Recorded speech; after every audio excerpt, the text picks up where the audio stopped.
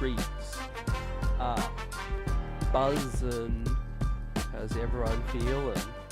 Ladies and gentlemen, New York Knicks basketball is back for another year. Another year of Knicks hoops. I'm hyped. And the Knicks pick up their first win in the preseason. CT here in the post game with the chat live. Let's talk about it. We saw the New York Knicks return to the Mecca. They pulled out the win 114 to 107 against the short-handed Boston Celtics without their starting unit. We'll talk about it. What did we like from tonight? There were some things that were great to close the game out and to start the game early. The starters looked great. Jalen Brunson picked up where he left off. Julius Randle as well. The bench came in, looked a little rusty, a little sloppy, but they picked it up late. We got to see some Jacob Toppin, some Daquan Jeffries. We got to see quite a bit of Jericho Sims. But these are your same old Knicks. Mitchell Robinson there getting the huge block, as you see on screen, finishing in transition. Yeah, a lot of things to like. But of course, this is just preseason, man. It's just starting. And they'll figure some things out. The bench unit with obviously Quickley DiVincenzo, finding some chemistry. But Emmanuel Quickley finished with the post-game interview. IQ showed out late. Absolutely put a seal on this win. Peyton Pritchard, the Boston Celtics, they played hard all night, as you can expect, coming off a back-to-back. It actually made no sense why the Celtics had a back-to-back in preseason, but here we are. Nonetheless, good to get the first win of the season. Salute Sharp Powers, Will, chat, let's get it. Let's talk about it. Obviously, yeah, like I said, the starting unit was the same. Jalen Brunson, Quentin Grimes, RJ Barrett, Julius Randle, Mitchell Robinson. The New York Knicks brought back the continuity. And as we see, it paid dividends, right? They started off hot. Jalen Brunson hardly played. But when he did, he definitely looked a league above the rest. Obviously, the Celtics playing with their bench mob. No Tatum, no Brown, no KP, no Drew Holiday, and no White. So the New York Knicks resting their starters in the second half. But it was quickly Dante. Deuce had a great performance. Isaiah Hartenstein was fantastic with the passes late. And Evan Fournier got some minutes. Was sloppy in the first half, but hit some shots late. Evan Fournier is going to be happy getting some minutes. But what's up? Johnny Davis, salute Julian. Jacob Toppin, got the alley-oop. We're going to see a lot of these things in preseason because the Knicks and obviously Tom Thibodeau is resting the starters for the most part, which is good. Jalen Brunson's had a longer off-season playing in FIBA, and it's good. He's such an important, piece to us this season. So I'm glad that to start things off, Tom Thibodeau is, being rational. We're buzzing right now, mega salute. I'm just so happy that New York Knicks basketball's back now, and we pull off the first win of the season. And we obviously play Boston one more time in preseason. We'll play Minnesota next, then we'll play Boston, and then we'll finish preseason off with Washington. But we did what we had to do. We pulled off the win. Barely playing our important players. So let's look at the stats, the box score, and we'll go through it. The Knicks' biggest lead was 13. Fast break points though. Boston had a solid game pushing the break. That's the thing when you're playing against a team without their best players. They're going to move the ball a lot, and the Knicks kind of didn't really know who to guard. Peyton Pritchard was the main focal point on offense. He went off, but everyone else, they just didn't have the firepower to stick with us. 13 turnovers in the first preseason game. It was a little sloppy at times, but I'll take it. Boston finished with 17. Though the biggest lead, as I said, 13.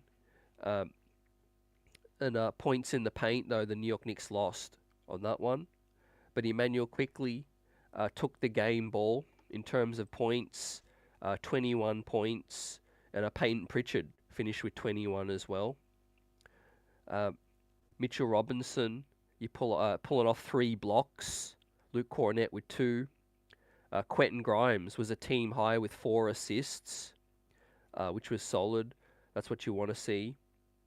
And Mitchell Robinson with 7 boards. Mitch doing Mitch things. The New York Knicks finished with 7 steals as a team, 7 blocks. Shot 45%. It got better in the second half. They did were shooting poor in the second quarter specifically, but finished 31% from deep. Got out rebounded, but pulled out the win late.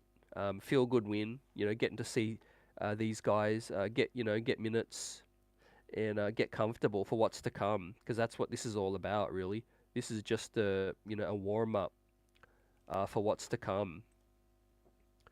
We peep in the box score. What I liked was RJ Barrett getting to the line. Shot 9 of 9, 100% from the line. So shout out to Bully Barrett. Could that be the first real thing that we see this season that he's worked on out of any New York Knick in terms of improvement? 100% from the line on volume. And we really needed that in the second quarter. After the first quarter, the Knicks started great, but the Celtics bench was playing loose. They made a run. And in the second quarter, to keep a minute, the New York Knicks needed to get to the line. And RJ Barrett was definitely helping us get to the line. Shot 9 of 9. A couple of assists. Noticeably, RJ Barrett had a couple great kickouts for the 3-point buckets. And that was great to see. RJ Barrett, again, playing with his head up. He finished with 12 points, 2 assists. Was inefficient, 1 of 6 from the field, but helped us get to the line. Salute Michael, Mega, the chat's buzzing as the Knicks pull out their first win of the year, preseason or not. We here. So we'll start things off with the starters. Obviously Jalen Brunson, like I said, did not play much at all. Brunson, he finished with just 5-6 minutes, but was 4 of 5, man, 80% from the field, 1 of 2 from the line, and 100% 1 of 1 from deep, with 10 points. 10 points in 5 minutes. That's microwave scoring. So I think the message was clear to Brunson tonight. It was, you're not going to play much, come out strong, empty the clip, and then we're gonna sit you for the second half. We'll see more of that from Brunson in the preseason, I feel. Salute HP, buzzer beaters in the house for another year. Let's get it. The New York Knicks are gonna be wise this preseason, guys, and rest these guys. I think at least until the third game. The final game, I think we're definitely gonna probably play the full rotation. Is what I'm expecting. But also getting off to a good start was Juju. I think Julius Randle was solid as well.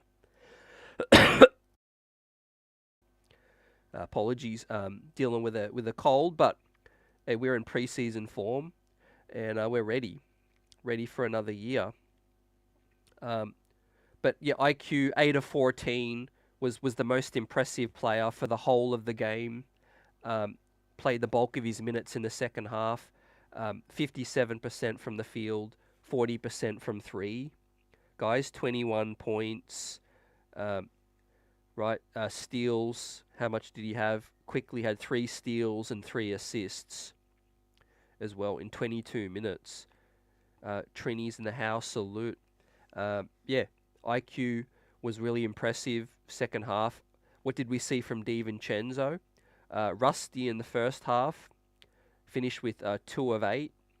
but hit 2 of 5 from DiVincenzo, 2 of 5 from deep, 40%, and 2 of 2 from the line.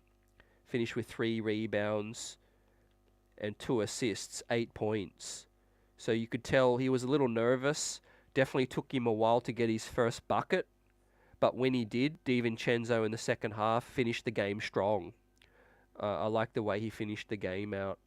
A couple of pump fakes, got to his spots, played under control in the second half. Jericho Sims got quite a few minutes in this game, as we can expect, as Josh Hart sat out, ladies and gentlemen. The first second unit was IQ DiVincenzo, Barrett, Sims, assumably playing in Josh Hart's position, and Isaiah Hartenstein was the second unit. And as I said, the starting unit was Brunson, Grimes, Barrett, Randle, and Mitch. Same starters from last year. So no issues with how we started the game. I thought we started well, especially with our offense, with Randle and Brunson getting to their spots. Mitchell Robinson was in the right positions for the putbacks, offensive rebounds. I like the way Mitch played tonight. He definitely looks more stronger in the lower core, as the commentary was talking about. Mitchell Robinson moved really well, I thought, for his opening game. Guys, yeah, we hear, we buzz, and let us know if you can hear me volume clear enough. But overall, happy with the way we finished the game and the way we started the game. There was some sloppiness in the middle of the game, and that's something that's going to come. We're going to clean that up.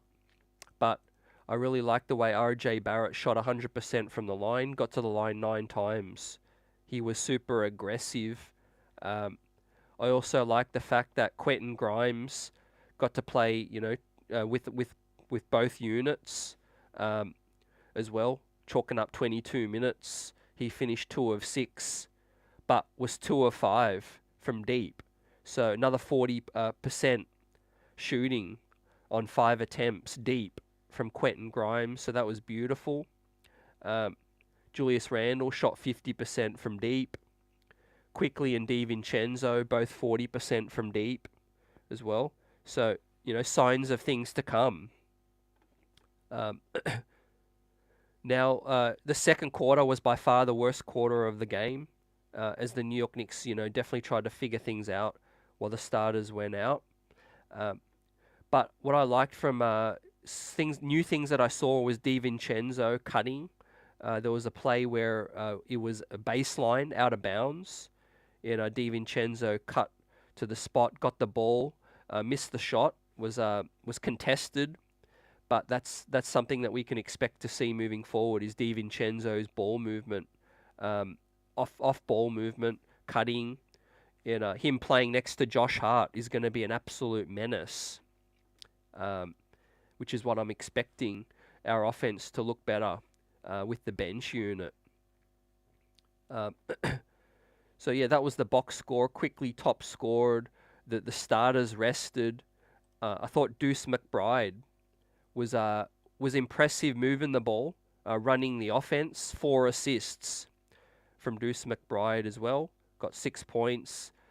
Shot 3 of 10. Missed all 4 of his deep balls. So yeah, he's not known as a 3-point shooter as Deuce McBride. We'll see if that shot develops throughout the year, fam. But yeah, to close the game out strong, won the fourth quarter, 34 apiece in the third.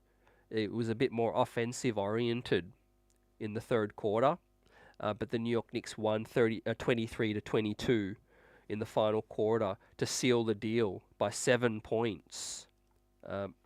So yeah, I'm happy. Brunson only played 6 minutes. Did I expect him to play a little more? I'm going to say I expected him to play a bit more. But first preseason game, playing against, scrubs, basically. But, this guy quickly got to run the unit in the second half, and he did us proud, did IQ. So again, yeah, we'll play Boston one more time, hopefully with the full unit. Um, but yeah, not a lot we can take from tonight. Some things, what else I was surprised about? Yeah, definitely, Michael. I was surprised to see as much Fournier as we did. But I think that's Tibbs trying to keep the peace right now. It's something that's going to be a situation throughout the year before he's traded. But I think he's basically just trying to, see Evan get some shots up in the preseason. I don't expect him to get any more minutes moving ahead in the regular season.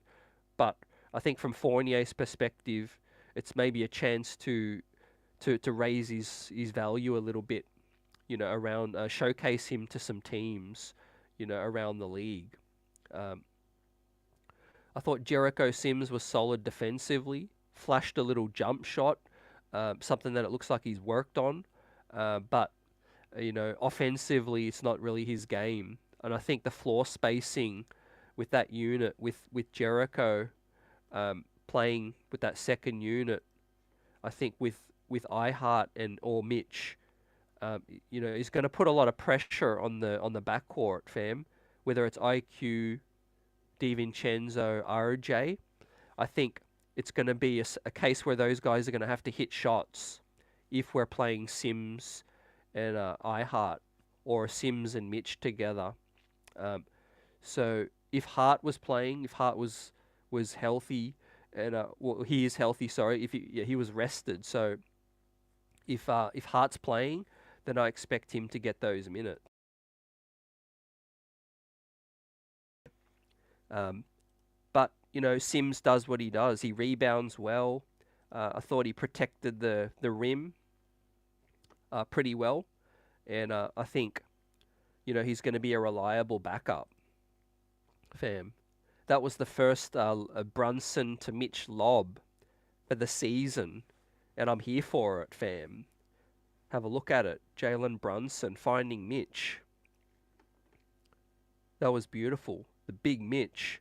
We need to feed him more this season. But yeah, he looks focused. He looks in great condition. And he was great defensively once again. Mitchell Robinson rebounding strong as well. Mitch, yet with 4 offensive rebounds. Nothing else is new with that. Cleaning the glass. 7 total. 2 steals and the 3 blocks. 10 points and plus 11. Mitchell Robinson making a huge impact in his 23 minutes. Was 5 of 6 from the field. So, again, Mitchell Robinson, a candidate to be an unsung hero for this team, right? He shoots efficiently on small attempts, cleans the glass, blocks shots, runs the floor as well. Absolute steal of a contract. Now we know his limitations offensively, but when he's getting looks at the rim, putbacks, alley-oops, all of that. We just need to find him more. Yep, 100%. That's the case with Evan Fournier. We can't read too much into tonight. He's just kind of getting, showcased a little preseason, resting some guys up. And I think Fournier is going to be gone eventually, not part of the New York Knicks' future moving ahead.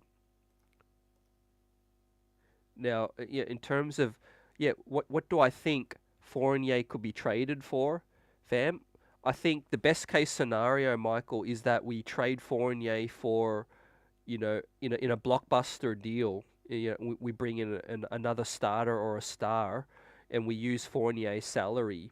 The next best scenario is we trade Fournier's expiring salary and we get another expiring salary and a player who is maybe a young player or a player who maybe could help us a little bit in our rotation, and maybe that's the next best scenario. Outside of that, I don't think we're going to get much. in terms of a good player back for Fournier in a like for like swap. King Ribby's in the building. Luke, Kaiser Soze, let's go. New York Knicks basketball's here.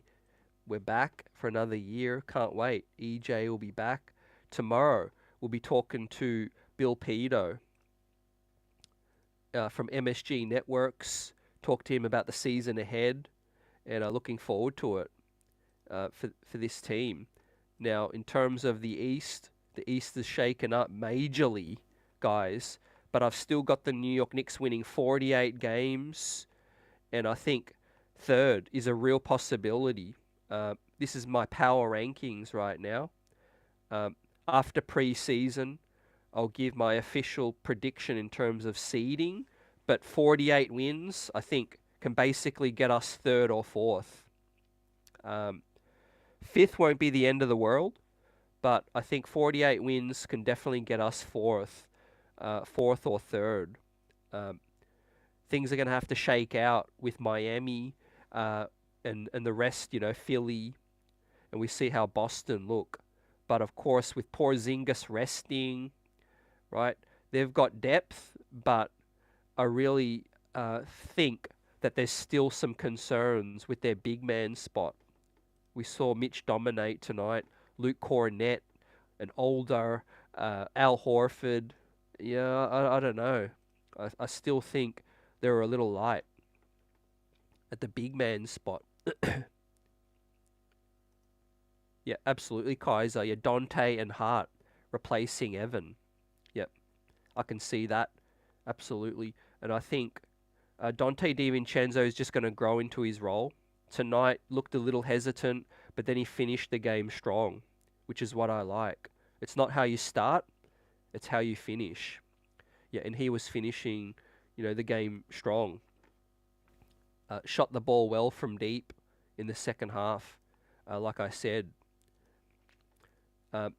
What else did we see in terms of these guys quickly getting buckets? And we saw Dante DiVincenzo move the ball, so he's not a black hole. But yeah, quickly picking up where he left off, no surprises. 21 points. Mitch efficient. Now, in terms of the offense, right? Quickly see sharing the ball there. Dante with the pump fake, the head fake. That's what I was talking about earlier. In terms of just that experience that he's going to bring. Yeah, and letting the play come to him. So he's a very heady player, is Dante. And he's not going to get rushed, really. See, he could have kicked it, he could have swung, he could have penetrated there, but he decided to let it fly. And he shot it well from deep. So could we see a better three-point shooting team this year, which is going to be the key to unlocking our penetration and our offense, guys, ladies and gentlemen? If we count how many guys shot 40% from deep on a couple of attempts. So we got Quickley, we got DiVincenzo, we had Grimes, we had Fournier, Brunson, if you want to count one attempt, Randle, and then Daquan Jeffries. So we have 5 on 2 attempts. 5 guys shot 40% from deep on multiple attempts. So that's going to be a huge key to unlocking the offense, get the defense spread out so that Julius, Barrett, and Brunson can get to the line, and finish strong, and then open up the lob threats for Sims, for Mitch, for iHeart, and that. But yeah, it was kind of surreal seeing another Toppin out there. Jacob Toppin got 9 minutes to close the game out, got his first bucket as a New York Knick. I think these guys are battling for the final roster spots available. We had Daquan Jeffries, we had Dwayne Washington, we had Nathan Knight get some minutes as well. He had a nice post-up move, a pump fake, and then laid it up. We didn't see Dylan Windler, so I don't know if he's dealing with something, or whether or not he's just sitting out, and going to play the next couple of games. Yeah, Luke's on point. Sims' lateral movement looked good tonight, definitely. I counted a couple of times that he stymied dribble penetration, which is what Sims is known for. So that's great. Yeah, and he's going to continue to do that. He's going to continue to be strong defensively, and he's going to block shots as well and get those alley-oops. So yeah, salute to Jericho. If Hart's going to miss time, or if he's out, I think Jericho Sims is going to be good for those backup 4 minutes, with some concerns with the floor spacing, but we'll see. The advantage with that is Jericho Sims sets amazing screens. So if you're running the shooters, IQ, Grimes, Barrett, or DiVincenzo, if you're running those guys off screens, they're going to get good looks with iHeart and Sims out there, or Mitch and Sims. If you're going to play big and there's less spacing, those guys are going to free some guys up with their bigger bodies.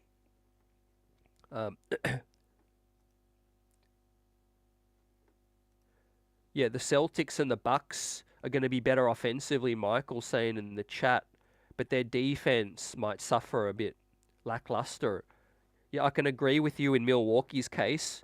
They lost Drew Holiday, and they're bringing in, obviously, a superstar offensive bucket getter, Damian Lillard. But defensively, they might suffer. Definitely older legs with Brook Lopez, Chris Middleton. Yeah, that's why you got to play these games, fam. The New York Knicks got some young legs. They get after it. Like Miles McBride tonight. Man, 4 assists. He got after it. Picked guys up full court. He didn't get a steal tonight, but his effort, his energy was contagious, outrageous. Miles McBride. So happy for the man to get a great opportunity for Miles McBride in his 20 minutes. Again, offensively, it's not his game. I don't know how many games Deuce is going to put up 10 attempts. If they're wide open, I got no problem with it. But yeah, we know efficiency is not his game. But yeah, the pleasing thing was to see Q Dot shoot 2 of 5 from deep, get his rhythm. Quickley 2 of 5, DiVincenzo 2 of 5 from deep. Fournier shot 3 of 7, getting that trade stock up. Hopefully, wishful thinking, but let's hope. Yeah, Sims look real good, 100%. Luke says it was going to be hard to make the final 2 spots. Jeffries is making a good case to making that roster. Yeah, I like Jeffries from the point of view where he's experienced. He's an older guy. He's paid his dues in the G League. You could tell his confidence is up now. You could tell he belongs when he's out there. I think there's a reason why he was on the roster spot last year, and I would expect him to maybe to grab one of those last spots again. We saw Charlie Brown also get 3 minutes tonight. He's an older guy. I can expect, in terms of a prospect, 26 years old, had a great summer league, but I can expect Charlie Brown to probably go back to Westchester after this Exhibit 10 deal finishes up. But the New York Knicks' 2 lead dogs, Randle and Brunson, were both very efficient. Randle 3 of 4, 75%, and like I said before, man, Jalen Brunson, the captain, 4 of 5 from the field, hitting his lone 3-pointer. So yeah, we looked good against inferior opponents in the starting unit. The bench unit took a little bit of time, but they came out and strong in the second half and finished it off. Eventually, the Celtics were going to go cold because they just didn't have the offensive options. But Deuce McBride's assisting was a standout, 4 assists. Mitchell Robinson's defense again, consistent. and seeing Emmanuel Quickley come to life was big. Happy for Jericho to get time as well. Yeah, Middleton's that X factor. Michael's on point as well. Like I said in my power rankings, fam, where the Bucks sit, Chris Middleton is that X factor, no doubt about it. They're going to need his defense because his length is important as well as his shot making. But yeah, can he stay healthy? These games have got to be played, guys. Porzingis, tell me how many seasons has Porzingis finished the season healthy? Or finished a whole season without missing, a significant portion of the season. We'll see. They can afford to rest him a little more now that they've got that depth. Now, Luke's on point with the continuity, 100%. Could get them off to a great start, should get them off to a hot start. Won't be surprised to see that 50 burger. Yep, salute, me too. I've gone slightly under with 48, but we'll see. I think it's definitely possible. After the first 20 games, we'll really know, how well set up the New York Knicks are to go deep in terms of getting 50 wins. I think, as the chemistry and the cohesion develops throughout the season, it's more likely we're going to finish the season strong, especially after a potential trade. So, to me, the hardest part of this season is going to be the start. Once we start, and if we start well, then it's only going to be, blue skies, I think. After that, orange and blue, it's what we do. Another season on the streets are buzzing, chat smashing that like button, and we here for another year. I look forward to it. Mike, salute in the chat. Now, was there anything kind of new that we learnt tonight? Well, the first thing I'll mention again was Bully Barrett's foul shooting. To me, that was impressive. 9 of 9. It's not something we see very often, guys. RJ Barrett shoot 9 attempts and shoot 100%. So that was nice. I want to see more of that. That was great. So, and then the next thing is we obviously got to see DiVincenzo and some things that he can bring to the table. Small sample size tonight, so look forward to seeing more. But DiVincenzo's ability to run the point a little bit, give Quickley a rest with that bench unit. There was a part where the New York Knicks were a little sloppy in that second quarter, and I felt it was because Emmanuel Quickley was over-dribbling. He was over-dribbling the ball a little bit. He can be caught into two minds into terms of what he's going to do with the ball. Is he going to pass? Is he going to score? And that's when Emmanuel Quickley can turn it over a bit. So having a backcourt mate like Dante DiVincenzo is important because he can really help. He can help relieve pressure, handling, bringing it up the court, and also scoring, another threat that's going to pull more gravity from the defense guys as well. So we saw the first little glimpse of the New York Knicks' new bench without Josh Hart, but it finished the game really well. In that second half, the New York Knicks finished strong. As we bring up the score, the stats again, and we peep.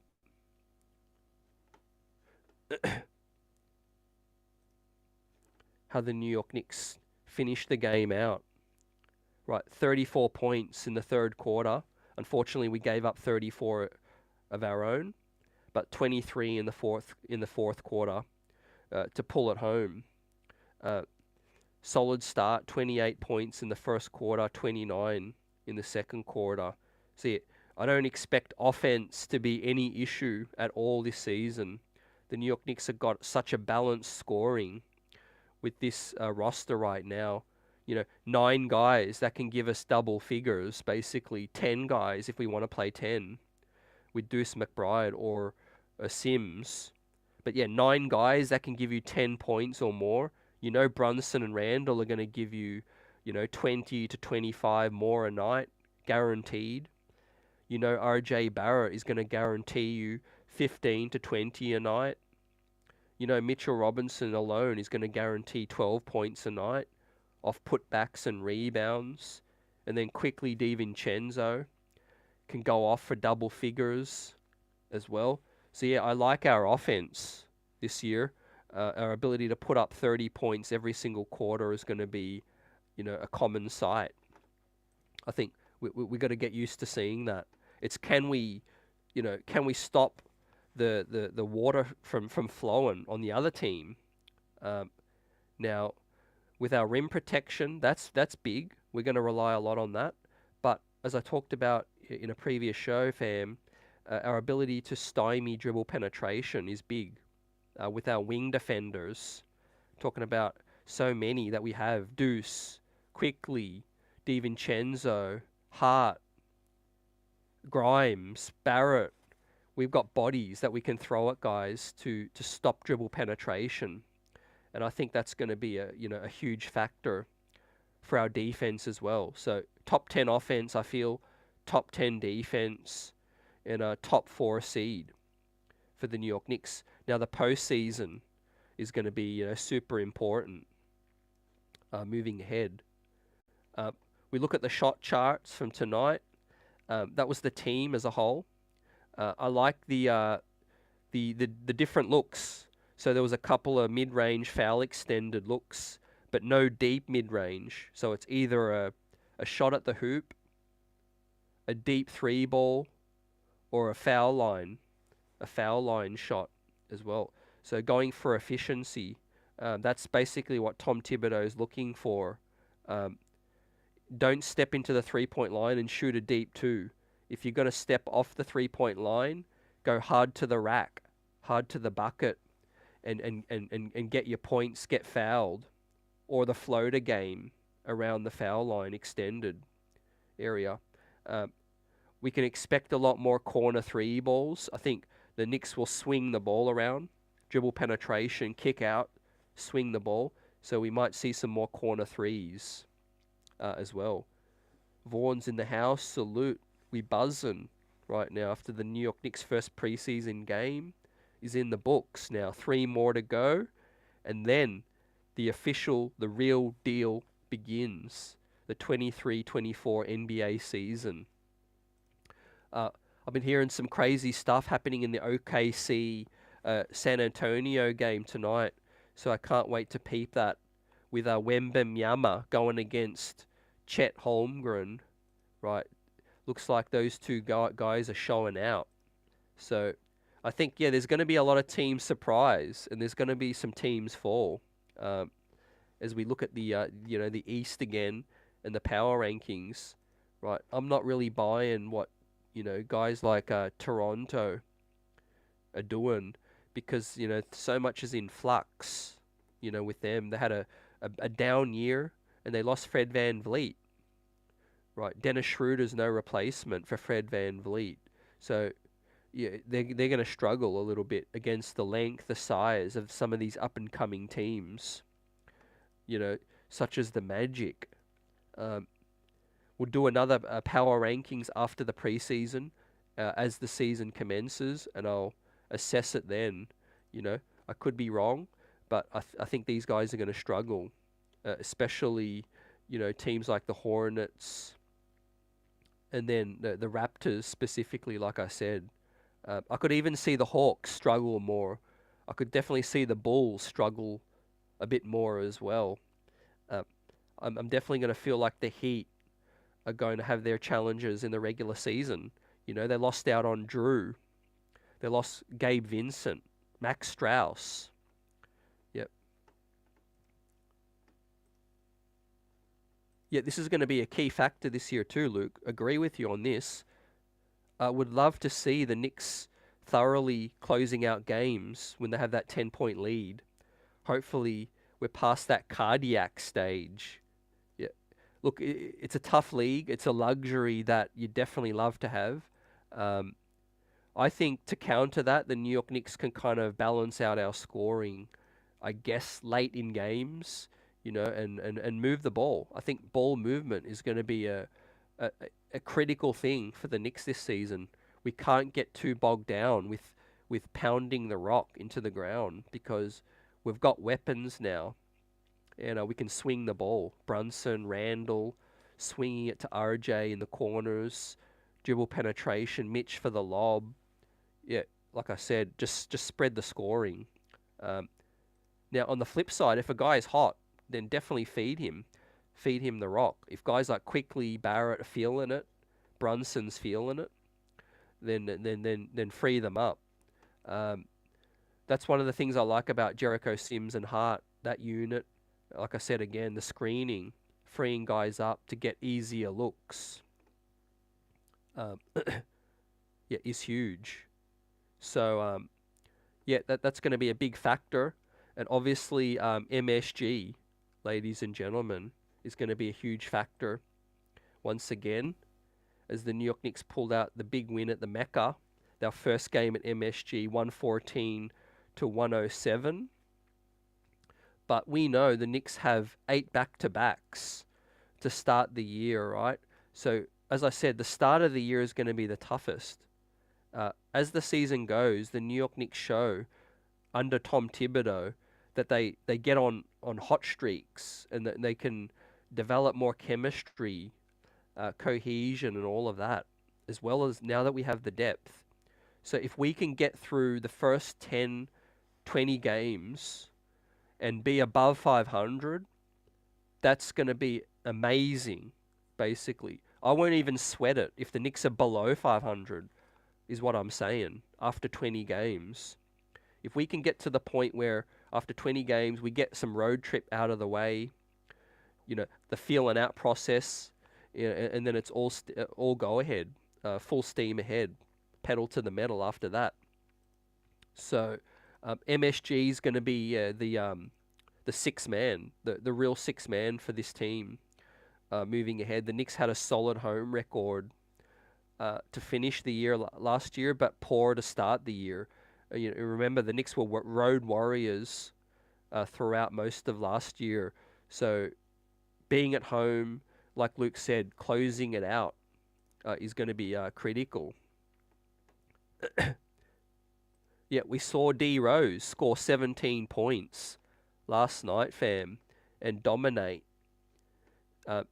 So he said that, I think he said something like, damn Tibbs.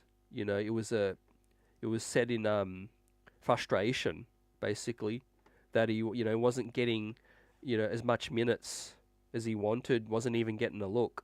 But I can't really say too much about Tibbs's regular season decisions. It was more playoff based for me. I think benching Rose, benching Fournier was the right things. There wasn't much more he could have done. We just had better players playing better at the time. But I was never a proponent of Derrick Rose being washed. I think the guy could still play, 10, 15 minutes. But for another team, another team that needs him more in a larger role, the New York Knicks just weren't that team.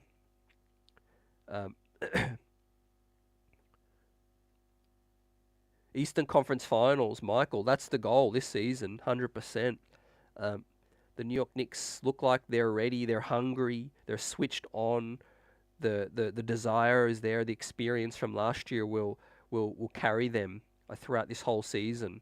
And I think, having been disappointed at getting eliminated, I think they're gonna be hungry for that Eastern Conference Finals spot. I think that's gonna what carries them through this season, man. And there's nothing more dangerous than a good team with a chip on their shoulders, fam, as we said. So, yeah, happy that the bench unit got to close this one out, and the starters started off strong. But remember, we weren't playing a good team tonight, so there's definitely some areas of improvement. We have to not have lapses throughout the game. We were sloppy in that second quarter, no doubt about it. Emmanuel Quickley was pounding the rock a little too much. But with that said, once DiVincenzo got into the groove, Mitchell Robinson got out and got stops. Like here you see, the rest was history, right? They just didn't have the firepower to hang with us. Also happy for Quentin Grimes, who started the game slow, but finished it out strong.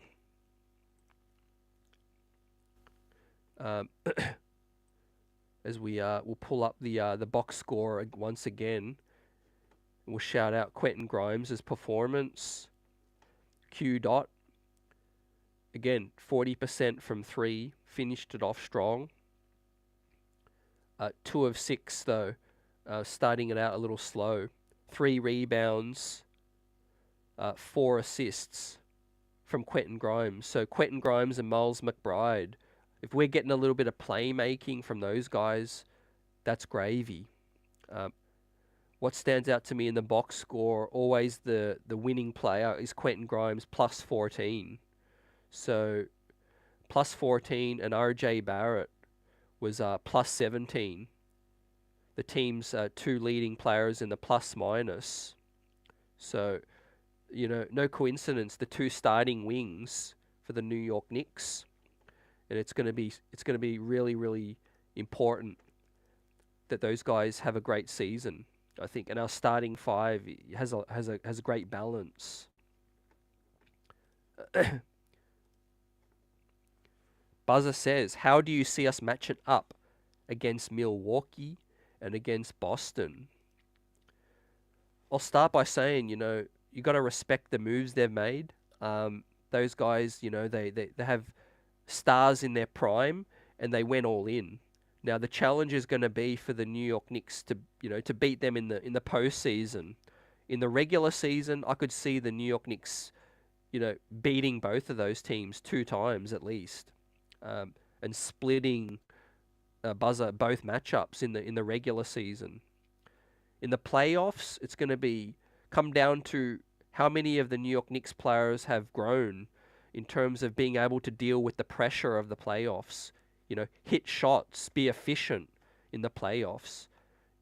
Being efficient in the regular season is one thing. We know these guys don't D up, as hard as they do in the postseason. So, but in terms of how we match up against them, I think we match up better against Milwaukee. To be honest with you, now that Damian Lillard is there as their starting point guard, I think Jalen Brunson is going to be able to exploit some of that, get to the paint. Whatever points he puts up, Jalen Brunson is going to come back and punch him back just as hard. Shutting down Giannis is going to be the biggest key. That's always a matchup the Knicks have had issues with Julius Randle, guarding Giannis. So is a guy like Jericho Sims, Isaiah Hartenstein, maybe a wing like a Dante DiVincenzo able to to guard him for small periods, try to pick his pocket. That's going to be basically the matchup to stopping Giannis. And then I think we can defeat Boston. We can defeat Milwaukee. Now Boston, it's always about the shot making of Jason Tatum.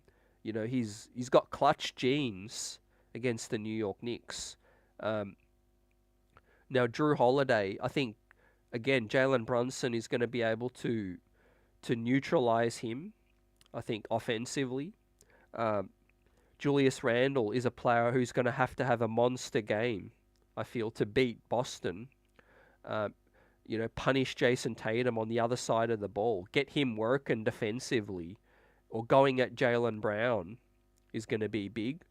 And if Mitchell Robinson can get the better of that matchup, against their big man, going up against KP, Al Horford, I think that's going to be also huge.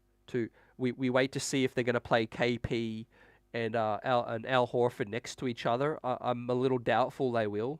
I think they're going to be a little slow if that's the case. Then you've got to play Tatum at the 3, Jaylen Brown at the 2. I don't think that's going to work very well. I think they're going to go Drew Holiday, White. Then they're going to go Brown. Then they're going to go Tatum at the 4. And then they're going to go Kristaps. And then I think they're going to bring Al Horford off the bench in crunch time. But yeah, I think we match up not too bad against those two teams, really. It's going to come down to our big dogs being efficient. And yeah, also our bench unit being productive, guys. Love to see this optimism from Michael in the chat coming through tonight. We're getting past the second round, no doubt. Yeah, no doubt about it. We've got to feel confident. Got to feel confident. If we get 4th seed, we get home court, and that's something we didn't have last year as well.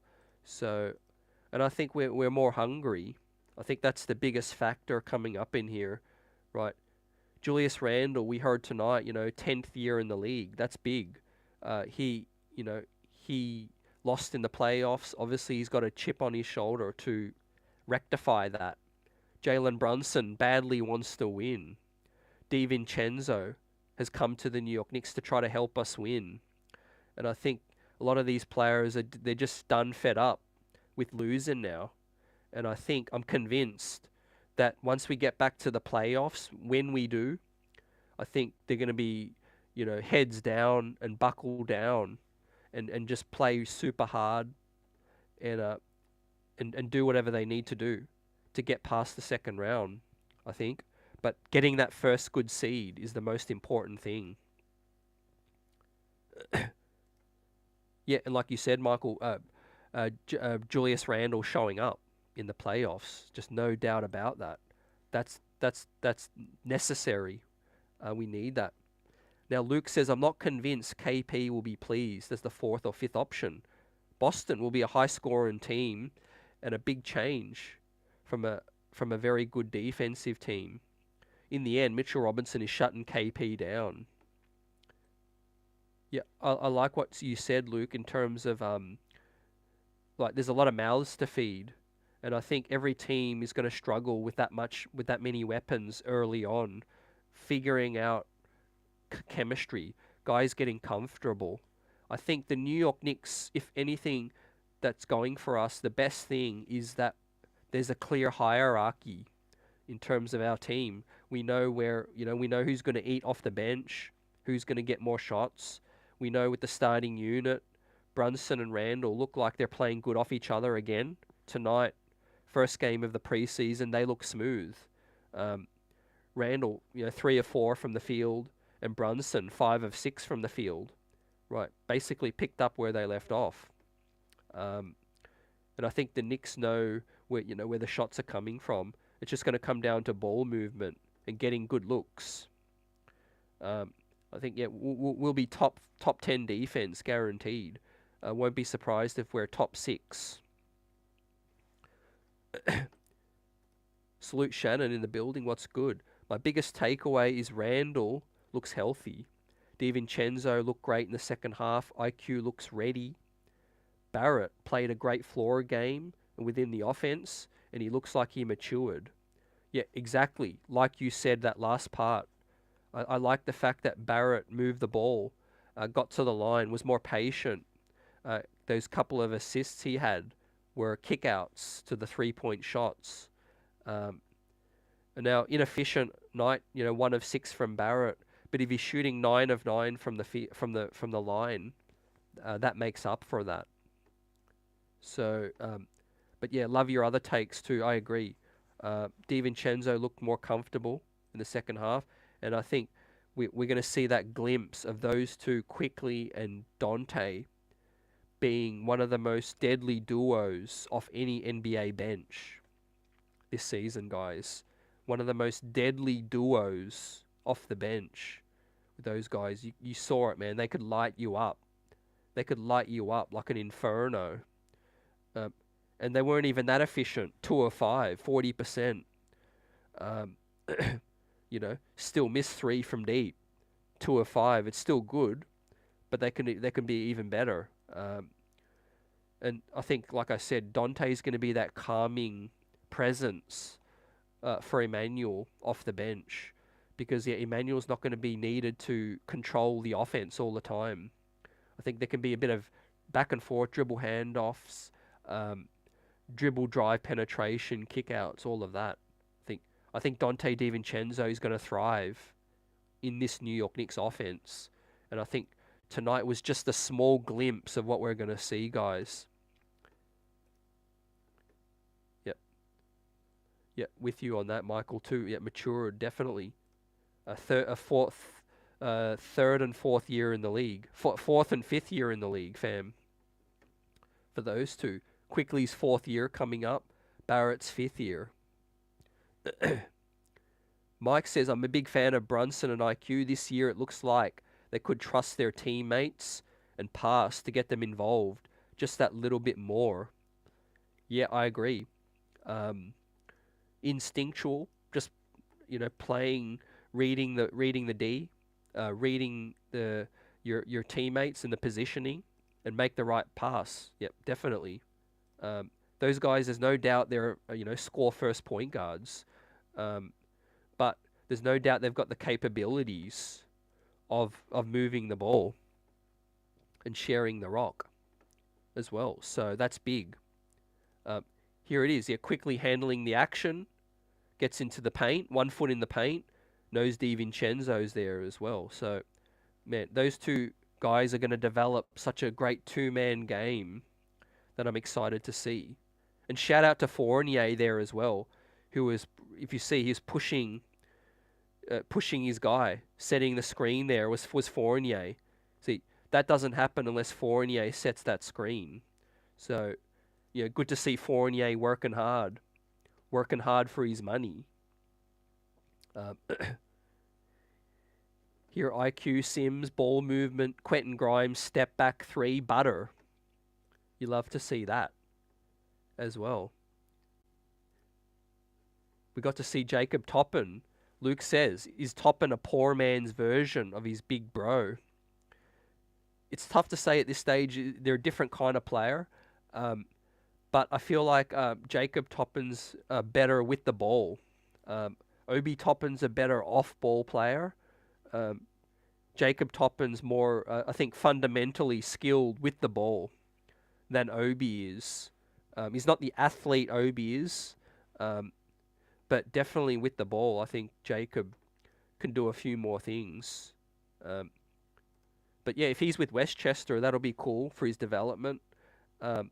He'll have to impress to really get a roster spot, but we'll see. We'll see if there's a consolidation trade to come, and then we'll know more. Basically, 3 more preseason games, and then we'll do our full assessment heading into this season.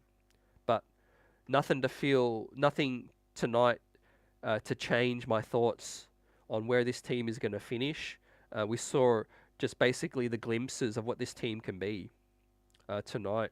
Now, we battled against a short-handed team, but that can throw you some confusion too. Peyton Pritchard is a good bench player. Yeah, he was the focal point. I thought O'Shea Brissett, the other guy that with length, I forget his name now, and Luke Cornett was obviously getting a lot of minutes as well. That guy with the ball handling the rock with the dreads. He was an experienced player out in I think Toronto as well. So some of these guys got experience. But with the New York Knicks, right, we just got to handle our business. We're going to play down to some opponents from time to time, right? It's a long season. It's 82 games. Just get the dub, just any way possible, right? If we start poor and we finish strong, that's all that matters. We got to get the wins and just stack them up. It's all about getting back to the playoffs, get back healthy, share the minutes load, have the younger players grow into themselves and shoot more efficiently, share the ball, and defend well. I think, like I said, our offense is going to be really strong this year. Like I said, I pointed to 9 guys that can give us double figures in their sleep. So there's not going to be many games where we'll score under 100 points this year. I'll be very I'll be very surprised if there's more than 15 games where we don't score 100 points this year. Um, it'll basically be we shoot just really, really inefficiently, or a team just plays amazing defense and clamps us down. What's good, Joe? DiVincenzo, Sims, Brunson, Hart, Hartenstein. Keep these guys and see what others can bring in trades. I think a lot's going to depend on where we sit at the deadline. If we're in the top 4 seed, top 5 seed, I could see the Knicks staying pat. But then, yeah, it just depends on what's out there, what's available. My teams to watch this year in terms of ability to blow it up is Toronto and the Clippers. Both under a lot of pressure. They got good pieces that they can get good assets for. Whenever the Raptors finally trade OG Anunoby, they're going to get good assets back. They're going to get a couple of picks, maybe some pick swaps. The Clippers as well. They could trade Paul George at any time, and then they know that there's going to be 20 teams in the league interested as well. So yeah, a lot's going to depend on how they start. But out of the names you said, I like, to keep all of those guys for the future. Definitely, I think they all bring something that's coming from a great competitive standpoint. They all compete hard, and they all play every single game. They're durable.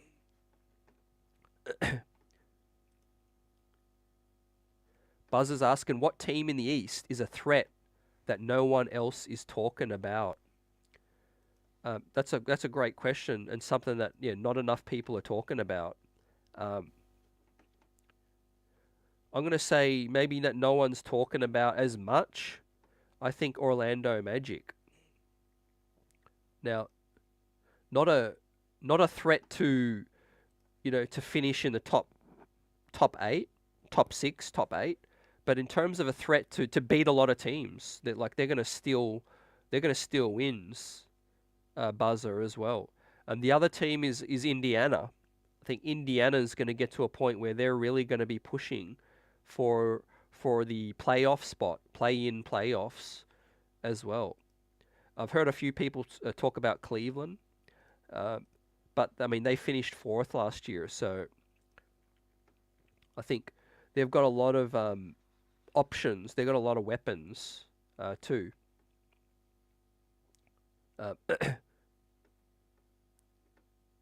Yeah, when Sims is in, good things happen. Yep, definitely.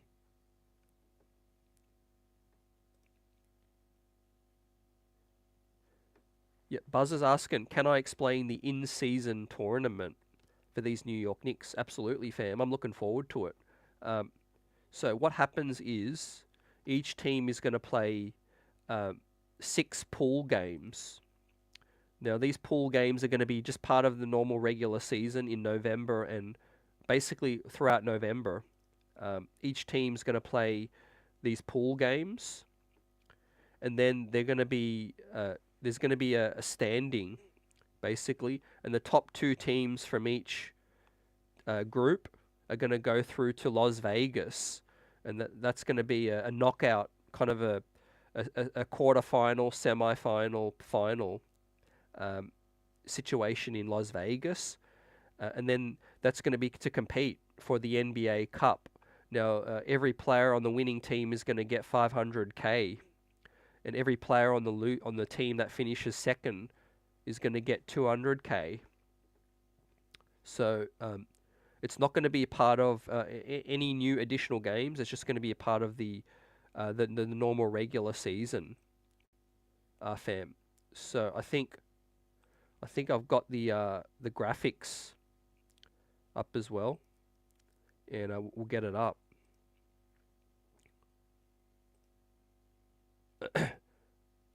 With the dates as well.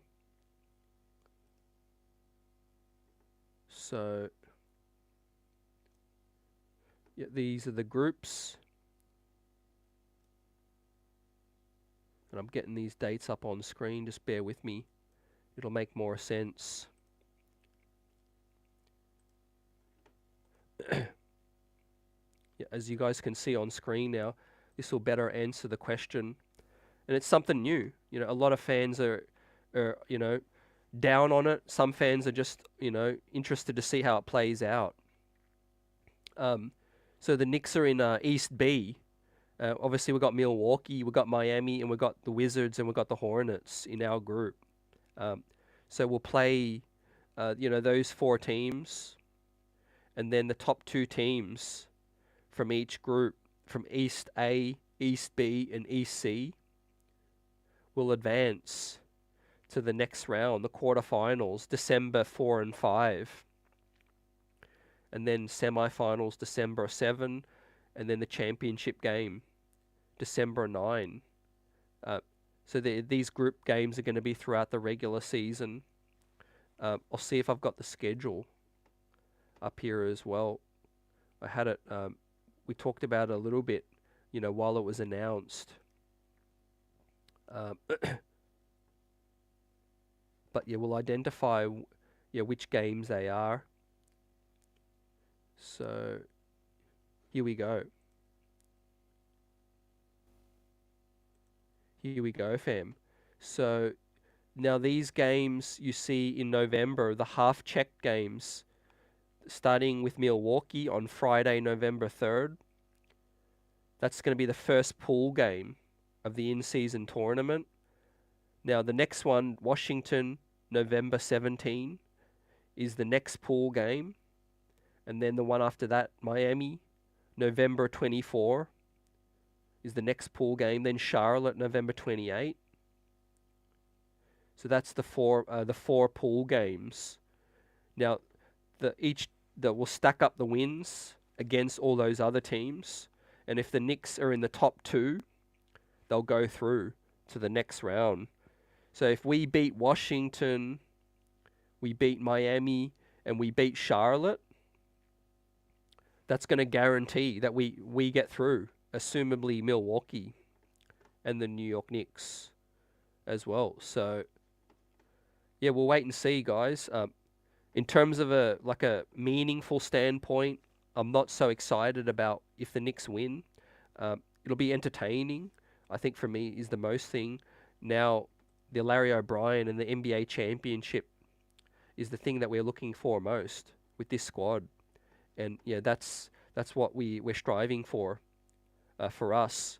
You know, Tom Thibodeau, at least these aren't new games. They're just normal regular season games, and Tom Thibodeau is going to push for a win no matter what. No matter what the game means, he's going to try to win it. So the Knicks aren't going to load manage. They're going to try to win everything, basically. Yeah, Shannon's agreeing.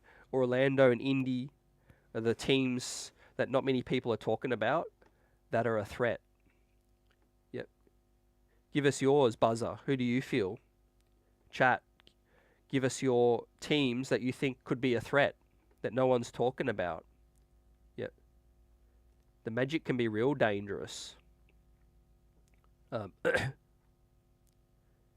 Now, Obi Toppin, guys. Obi Toppin had an up and down game, opening preseason game with Indiana.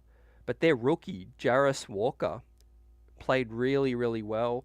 And he's looking like he's, you know, a chance to get a lot of minutes at that spot. I'm not going to lie. So Obi better show up and he better play well. Otherwise, he might find himself on the bench again. Jarris Walker's a real talent. Like, there's no lies there. And I think at least he's going to have 1 year at the max to try to outplay him to get the most minutes possible. Otherwise, he could be carving out a career as a bench player because, yeah, Obi Toppin is turning 20, is 25, going to be turning 26, you know, soon enough as well. So, yeah, he ain't getting any younger. Yeah, I think the tournament's cool. I like the fact that they added a new thing just to the regular season, you know. Everyone gets to go to Vegas, kick it for a bit, see who wins this NBA Cup. But at the end of the day, because it's the first one, it doesn't have a meaning yet. Like if you say you're the NBA Cup champions, it just does not mean anything right now. It's a cool little toy, and it's a cool little prize money for these guys. But the best thing, I said it at the time, at least they're not playing any more games outside of the finals. Outside of those knockout rounds, it's all just regular season games. So that's cool. Now, let's just, for the sake of it, let's just go through who I think's going to get through, fam. So out of East A, out of Philly, Cleveland, ATL, Indiana, and Detroit, who are the two teams that I could see getting out of that group? Now, interestingly, now actually, I might need to correct myself, guys. So, one team out of each group gets through, the top team, and then one team from each conference gets through as a wild card, and that's a team that's the second best, the second highest best team. So, for example, I could see, let's just say Cleveland. Cleveland come out of East A. Let's say Milwaukee are the top team in East B. They get through. Let's say the Boston Celtics are the top team in East C. They go through. Then there's one more team in the East that has to go through to make it an even 4 teams. So let's say the New York Knicks are the second best team in their group on points or win differential, whatever it is.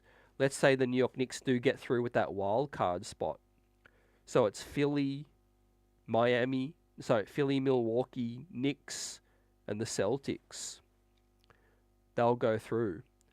They'll face in the quarterfinals West A. I think the Phoenix Suns will get through. West B, the Denver Nuggets will get through. West C, I could see Sacramento beating everyone out for West C. And then the second best team in the whole conference that's not on the first spot. It could be either the Lakers or it could be the Warriors. I'm going to say the Warriors. So the Warriors, the Nuggets, the Kings, and the Phoenix Suns will get through. And then out of the East, it'll be Cleveland, Bucks, Knicks, Celtics will get through. And they're your 8 teams that'll play in the quarterfinals on December 4 and 5. And then it's obviously knockout. Then you get to the semifinals and then the championship game.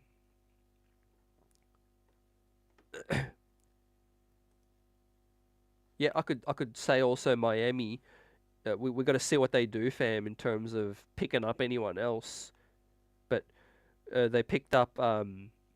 They get back their health of the wing, Tyler Hero.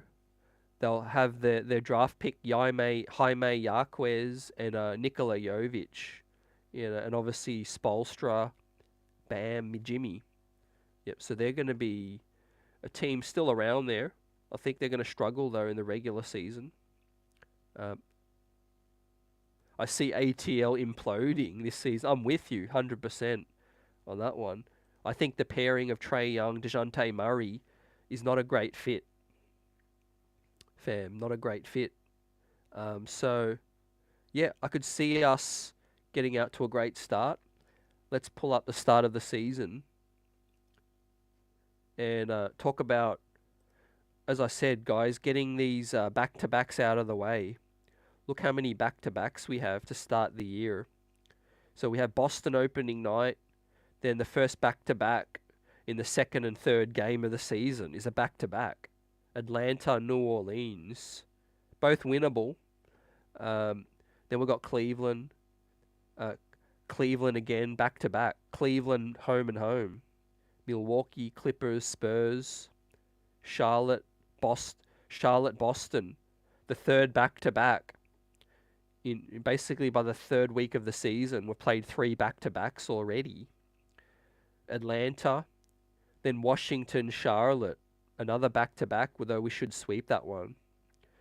Then we got Minnesota, Miami, Phoenix, Charlotte, Detroit. So I rated this as not too bad start to the season. Outside of the back-to-backs, the opponents aren't that strong. So very beatable. We just got to handle our business. Take no prisoners, so to speak. Like we heard Brunson talk about tonight, take every game like nothing's given and just punish them, play hard, and pull out the win. Can't take a night off in this league. Otherwise, we'll find ourselves, on a losing streak. So I think the New York Knicks are in a good position, but should definitely not take anything for granted, ladies and gentlemen. And as they did not tonight, and they closed the game out strong. We're getting ready to wrap up the first post-game of the season. It's preseason. We had the chat buzzing out. CT on the solo. The streets are buzzing. Smashing that like button for another New York Knicks season. It's orange and blue. It's what we do right now. There's a lot of good things to see tonight. Some things they've got to clean up. Look forward to playing better opponent with their full team. And we'll see what happens in the next Boston game. But it's Minnesota next up. And then it's Washington that we finish the preseason out. And Tibbs will be playing the full rotation by that time. And it'll be go time, basically. So, appreciate your chat for buzzing out tonight. Orange and blue skies all the way. And let's get it on the next one. Tomorrow, our guy, Bill Pedo, will be with us. And I'll upload it at around midday. And it'd be great to talk to Bill Pedo about the upcoming season and everything that's coming up with what we can expect and his thoughts on a huge season ahead for the New York Knicks. And I'll catch you then. Peace. Have a great night. Let's get it on the next one, ladies and gentlemen.